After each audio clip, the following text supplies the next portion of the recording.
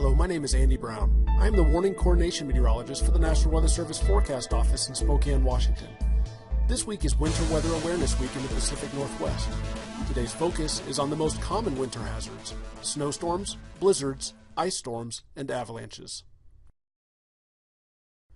Snowstorms are a frequent occurrence across the Pacific Northwest. Many of these storms bring heavy snow that can cause road closures, especially through mountain passes.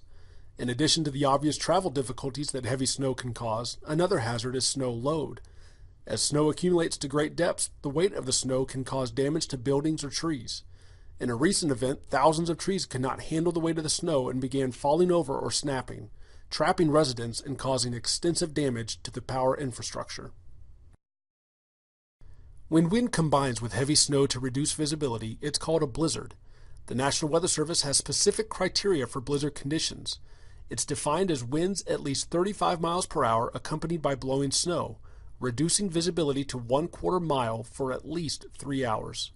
While most common in the northern plains, blizzard or near blizzard conditions can and do occur in the Pacific Northwest.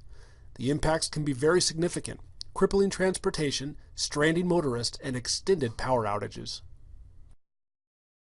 Ice storms do not occur frequently in the Pacific Northwest, but when they do, they are extremely damaging and have significant impacts.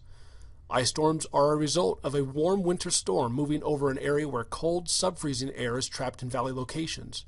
Rain falling from the storm passes through the sub-freezing air near the surface and freezes to everything. Even small accumulations of ice can be extremely hazardous to motorists and pedestrians. Ice accumulating on trees can cause branches to break and fall on power lines. Extended power outages are common during ice storms.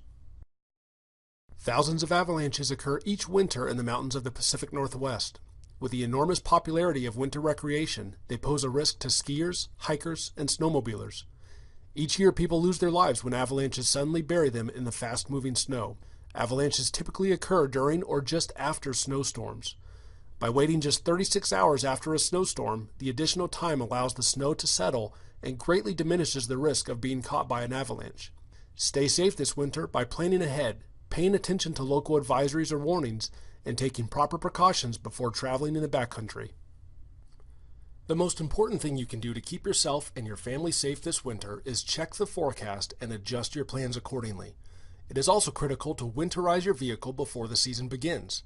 There are numerous recommendations on how to prepare your home and your vehicle at ready.gov as well as weather.gov/safety. These websites are full of useful tips on how to be best prepared and stay safe this winter season. It is our hope that you'll take this time to review your winter weather preparedness plans. Thank you for watching this message on the most common winter hazards: snowstorms, blizzards, ice storms, and avalanches.